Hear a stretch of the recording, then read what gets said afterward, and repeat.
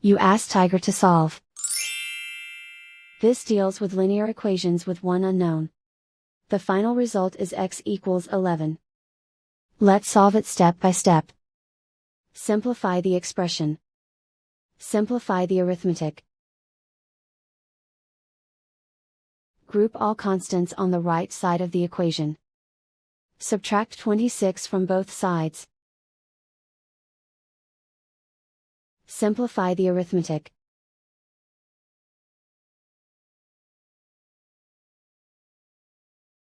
Isolate the x. Divide both sides by 14. Simplify the fraction. Find the greatest common factor of the numerator and denominator. Factor out and cancel the greatest common factor. And so the final result is x equals 11.